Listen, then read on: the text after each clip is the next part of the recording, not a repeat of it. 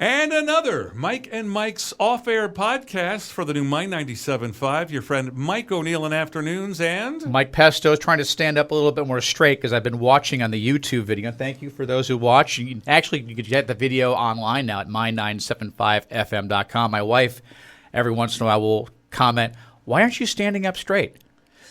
That's a very good question, so I will try to check my posture a little bit more. Things that make you go, yeah. I love my wife, too. She's good for those things.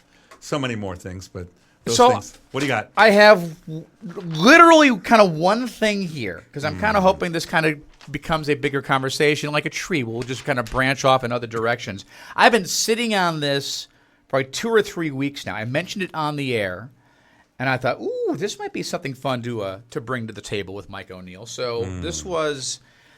things that you should do or maybe stop doing to give yourself a few extra years of life. And I'm wondering, because there's always that, I've always thought, because I remember when my dad was still with us, that he had at one point with the arteries of his heart, he had an angioplasty done several times actually. One time he had 80% blockage with one of the arteries of his heart. And his doctor told him, you need to cut all fat out of your diet yesterday. So figure it out. And this was before tofu diets were a thing, but he did it. He put tofu in everything. It took him a while to try to find where you could get it, because at the time I think San Francisco was the only place you could go. Thankfully, with the job that he had, it took him to San Francisco every once in a while, and he would bring a cooler with him. And he would load up on as much as he could bring back, bring it back to Salinas where we lived at the time, and he was world renowned for using tofu in all these recipes he would make. And then I always knew if tofu was in it because he would ask me halfway through the meal, "So how do you like it?" Oh, then you knew. If he asked that question. That was a tofu preemptive question. So, but with him, again, he got the instructions from his doctor and he followed through with it. And actually lowered his cholesterol quite a bit with some exercise and watching his diet and some other things he did as well. My wife has to do that. Okay. She is just by nature of who she is predisposed to that. If she does nothing and just eats whatever she wants, I forget LDL and whatever the other one is. HDL, but I forget which is good, which is bad. But well, there's good numbers for both. And yeah. If I pulled mine up, I'd remember it. I'll have it on my app. But anyway, she has to do that. And I joke with Colleen, you're down, you eat like 4 things now. Like 4 things, because you don't want to mess with it and you don't want to take a chance. And it makes a difference, because otherwise you have to be on those, what are those drugs? My wife doesn't want to take them. I'm not sure. When you have high blood. Fish oil is one of the things that they have you take, but and that's what we take. Yeah, one of the best fish oils that there is. It's pretty expensive, but it's really, really good. But they prescribe pills, and I can't think of the name of the medicine, but Colleen took it for a while, and it made her feel miserable. Well, I know with some of that medication, it gives you a hot the flush effect, where you feel like blood is just rushing to every area of skin you have. And I took it at one point because from the metabolistic, if that's even a word, standpoint, I take after my dad.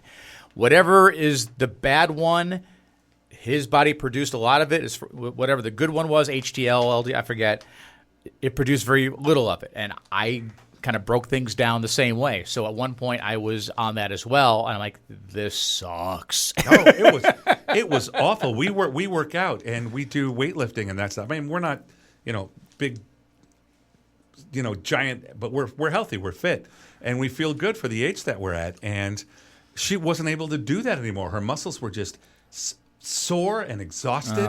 She couldn't do anything. And a friend of hers, who's also a healthcare provider, found a way for her to completely change everything about the way she eats.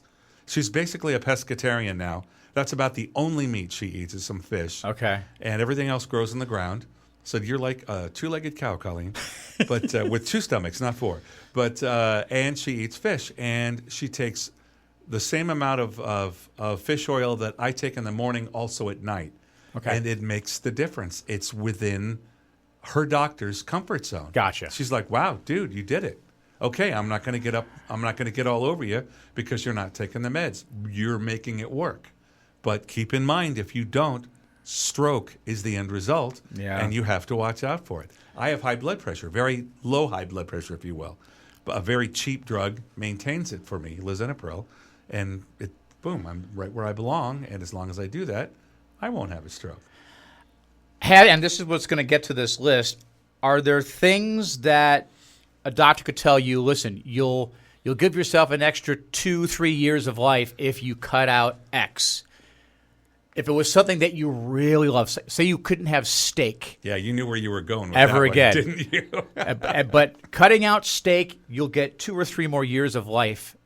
It can't tell you what the quality of those 2 or 3 years are going to be, but you have to cut out steak yesterday. Is that something you think you could do? If it were medically necessary, I'm enjoying my life right now. My wife and I are in our 32nd year of marriage.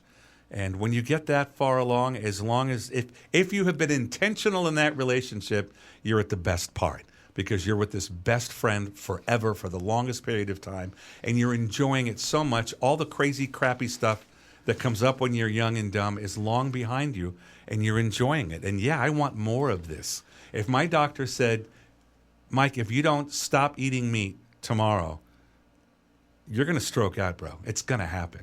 Okay. I would stop. But as you know, it would break my heart. On Sundays at our house, and I mean rain or shine, through every season of the year, I barbecue all the meat for the whole week, chicken, steak, whatever we're going to have.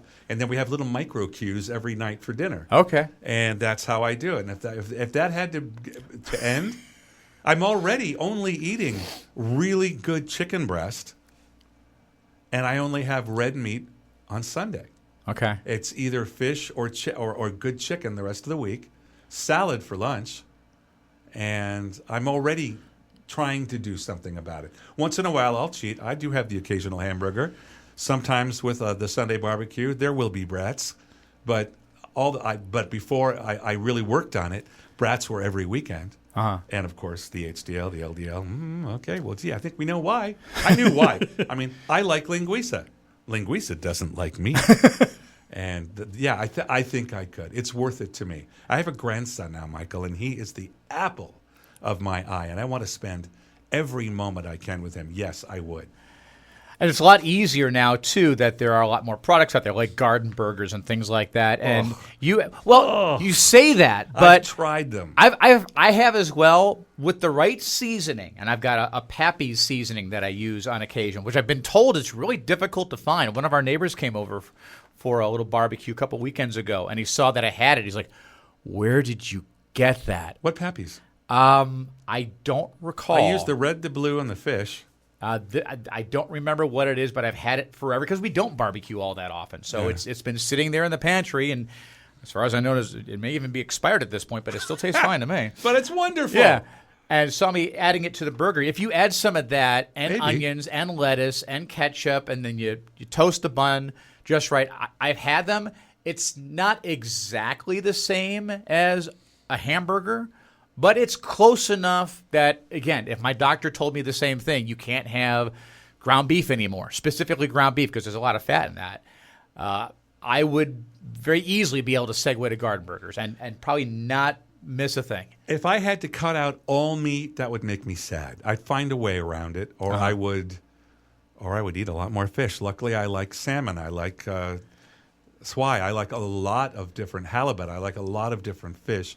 I could hand off to there. Okay. But would I miss it? Yes, I truly think that a really good steak is just about one of the nicest things on earth, and so I would really, really hate missing that.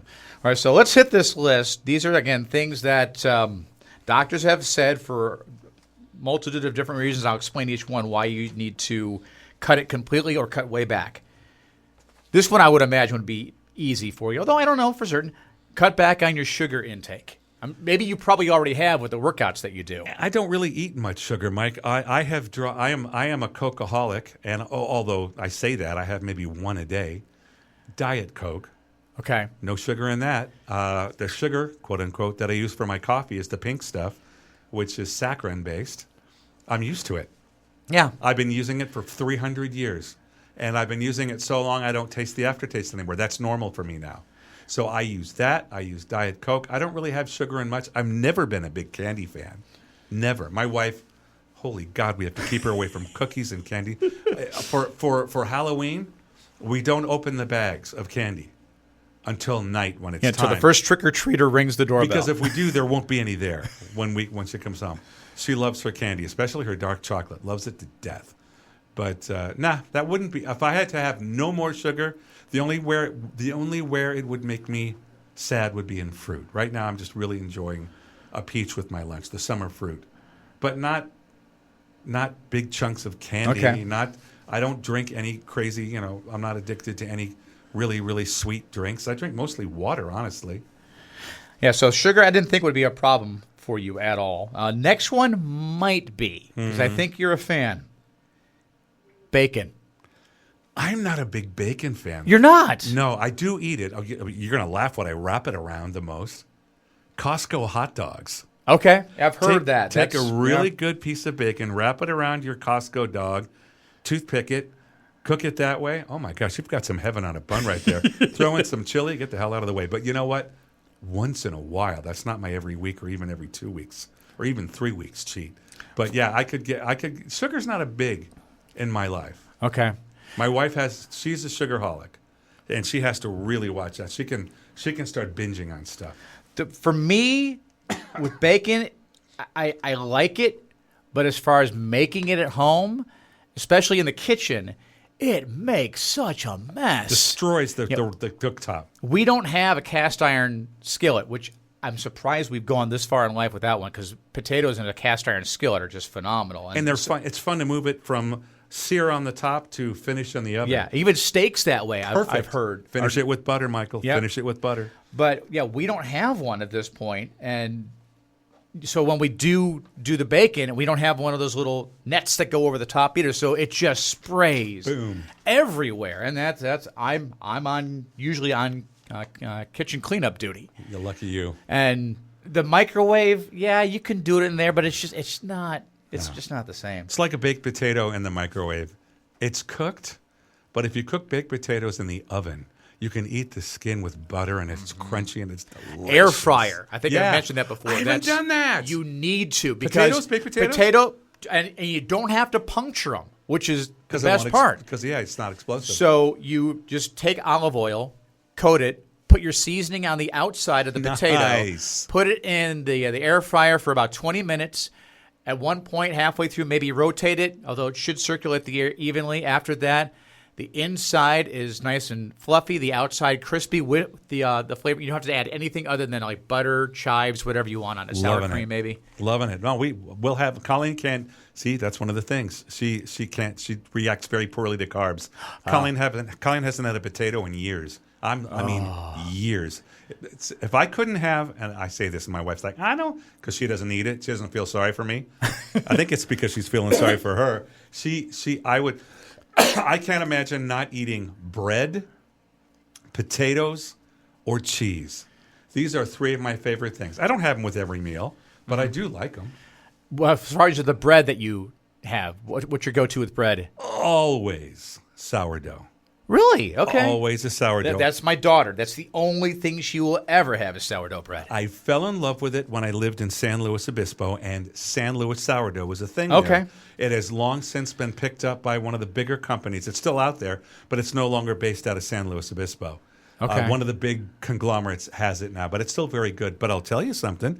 If you shop at Winco, the generic in their bakery sourdough that they sell is every single bit as good as San Luis sourdough and much less expensive. Okay. It's really good. That's my favorite. Now, we do all our shopping at Costco, so we get the sourdough bread there that comes in 2 loaves. We freeze one. We have one in the refrigerator. It's very good. And the Dave's, I forget, it's Dave's. I know which one you mean, with the face? Yes. Yeah. It's one of the few breads that are out there that, and someone correct me, I'm going to say this on YouTube or however you do with watching and listening on my975fm.com.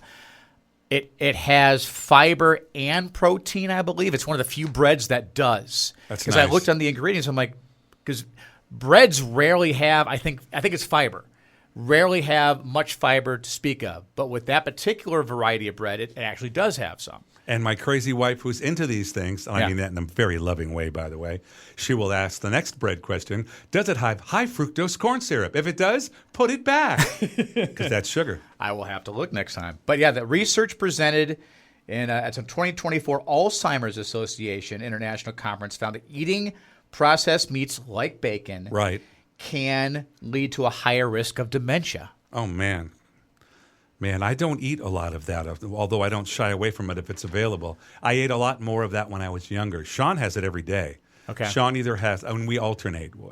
Again, I'm a Winco fan, so 1 week I'll get him a pound of their roast beef, or in the next week we'll get a pound of the turkey. Okay. That way, he's not eating all meat all week, but because he has the same problem with meat that I do. Can we have more, please? And but that's what he'll do. So yeah, I couldn't be healthy enough and eat that and have dinner and have. So, yeah. And it's processed, like you said. Yeah, exactly. I'll mention this one. I can't imagine it's something that you would have any trouble giving up. Cinnamon.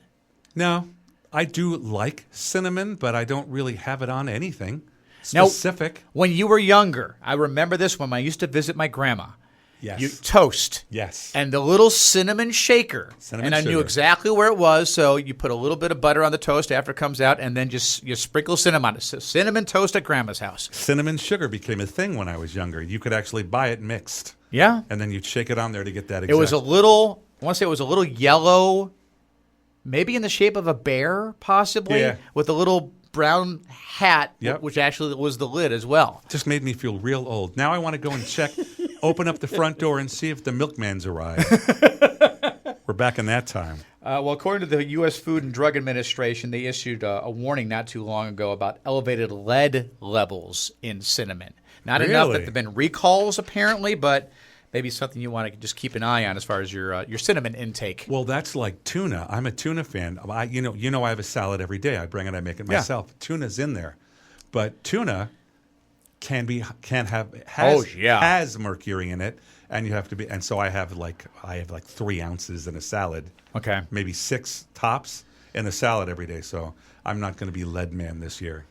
This is one that I mentioned to Ray, our promotions coordinator, who helps us put these videos together every week. And hey, Ray. Thank you, Ray. We appreciate you, brother. Move to Germany. Why would moving to Germany help me?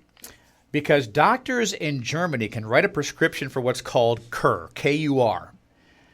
If a doctor writes you a prescription for Kur, your employer must give you a 4-week spa break to be taken at one of the country's 350 spa towns. So literally, you can go to the doctor. The doctor could say, you are stressed out beyond, I'm going to give you a prescription for Kur.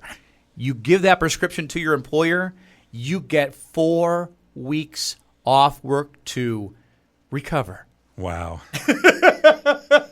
Feels just a little bit like backpacking through Europe to find myself a bit.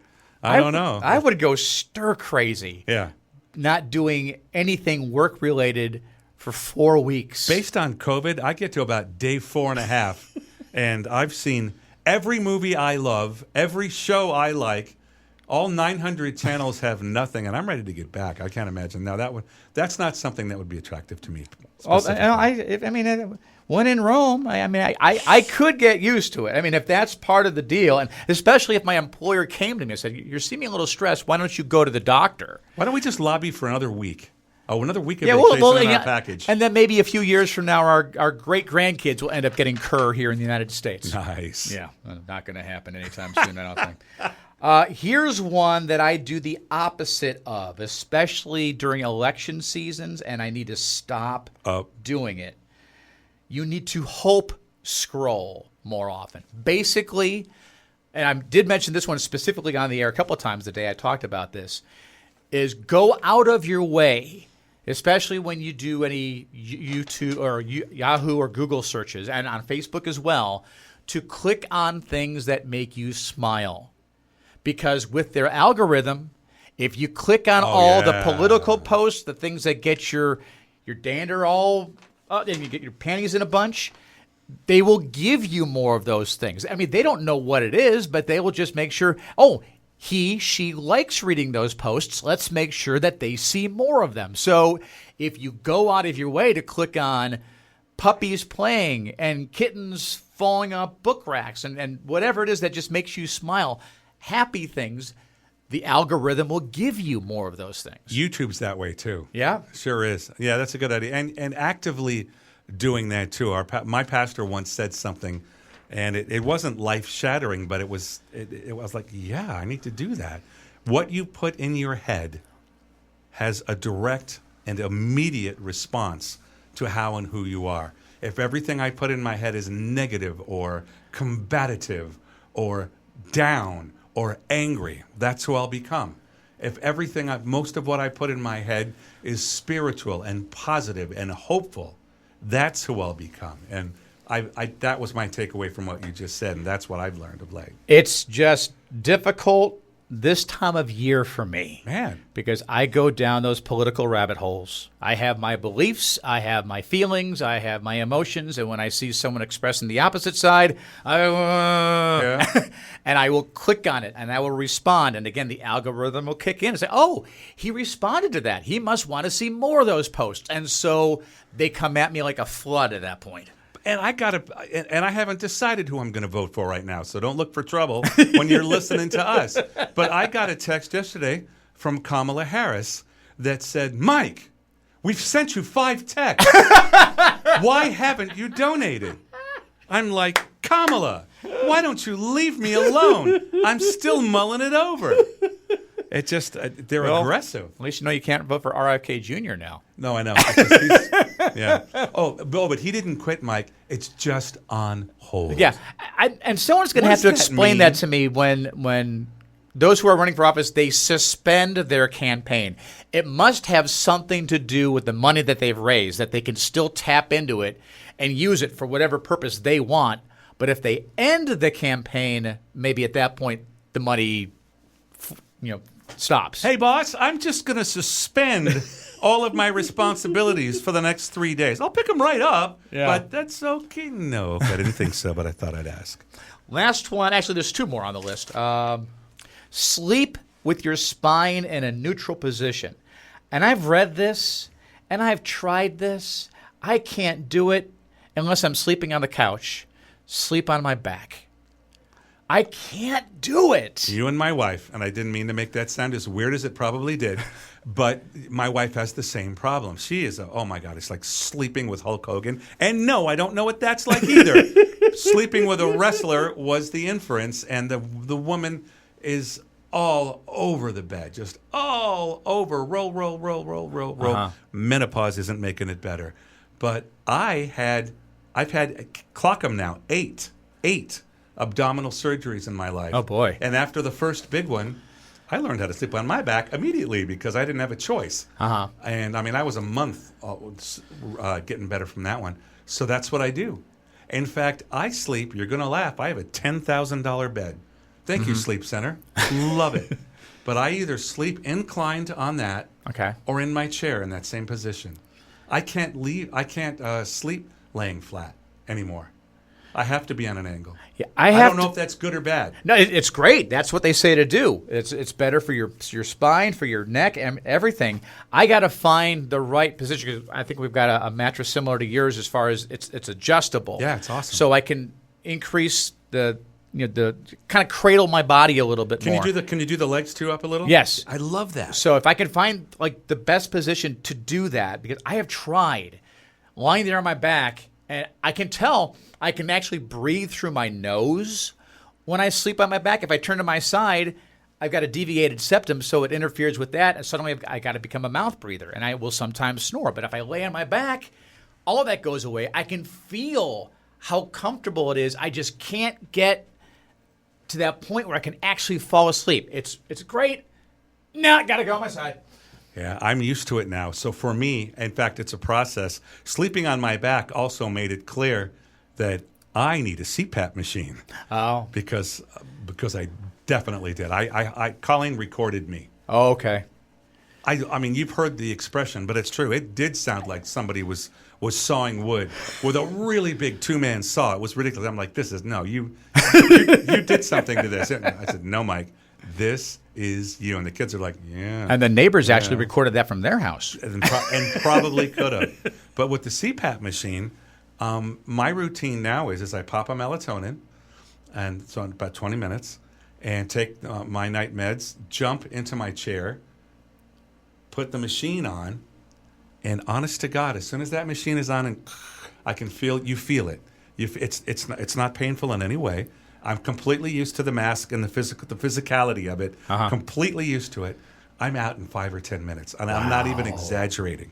5 or 10 minutes, and I'll wake up either by my alarm or my exploding bladder. I've slept that soundly. I'm like, I got to get up. I'm going to the bathroom to right down the street, and I have to. It actually takes me a little while to wake up from that sound asleep, because normally I'm like, oh, I'm here. Now I'm like, oh wow, I'm like coming to kind of. Okay. And it takes me a minute or two, and then I'm there. But yes, it works, and I really like it. And if anybody needs CPAP tips, I got them. Yeah, I got to try to find the right incline for my head and my legs, and hopefully I'll get that figured out tonight. Last one that's on this list from this article, again, talked about a week or so ago. Kiss for 6 seconds or longer. I will be the first to tell you my wife and I are very bad about that. And usually one or the other will call us on it. Like she'll come home from work, I'll get the obligatory, and I will say, oh, welcome home, Mom, because it's the same kiss as I get from my mom.